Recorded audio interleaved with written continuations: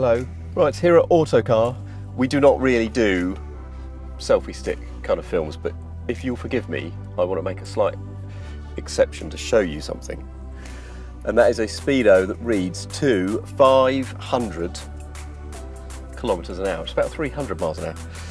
It's a big number, isn't it? I've got lots of big numbers, if you'll excuse me, because this is the inside of a Bugatti Chiron, and they have given me an entire page of very large numbers, starting with 2.51 million. I've worked that one out, including VAT in the UK, which is the price. It is the new Chiron then, replacement for the Veyron.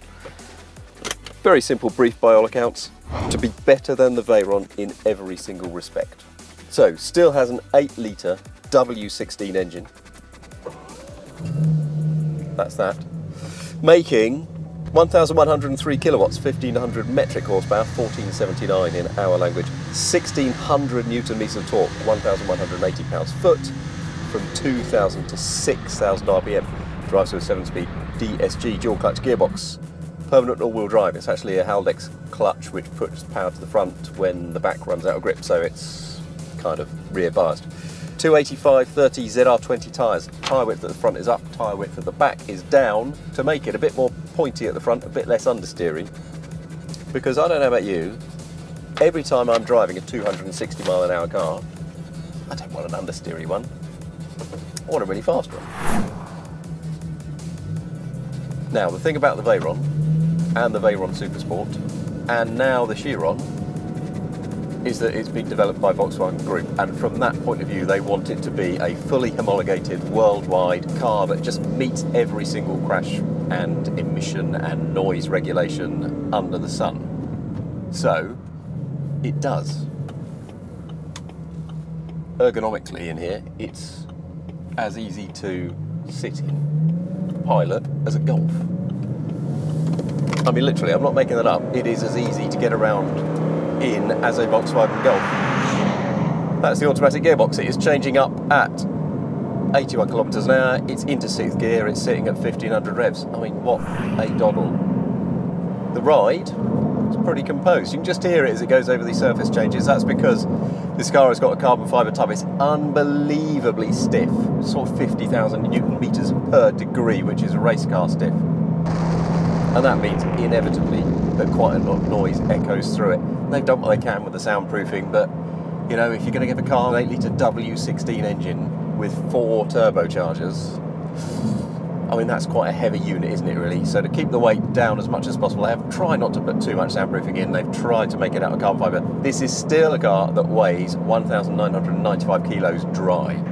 So what's it like to drive? Well, I'm driving quite slowly because I'm on a road in Portugal, and all of the driving in this car has been on the road in Portugal, where you can do no more anywhere than 120 kilometers an hour.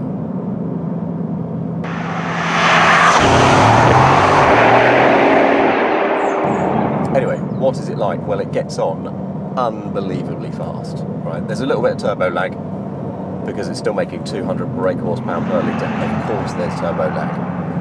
It pushes on like you would not believe.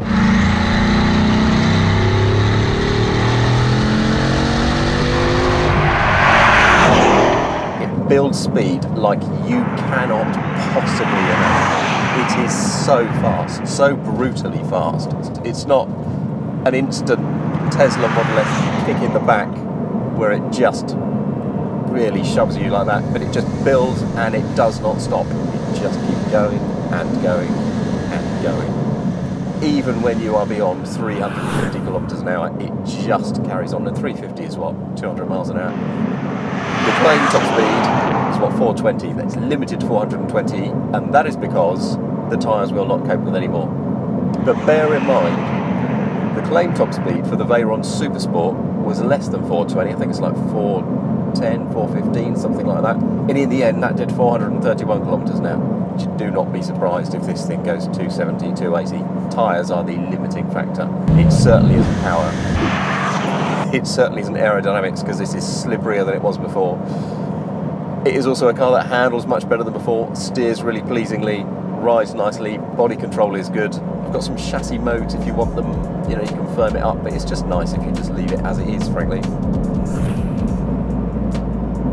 It's an astonishing piece of kit. Is it a totally pointless piece of kit? Probably, but it doesn't really matter, does it? Because it is phenomenal. Just numbers tumble, it is just astonishing from start to finish.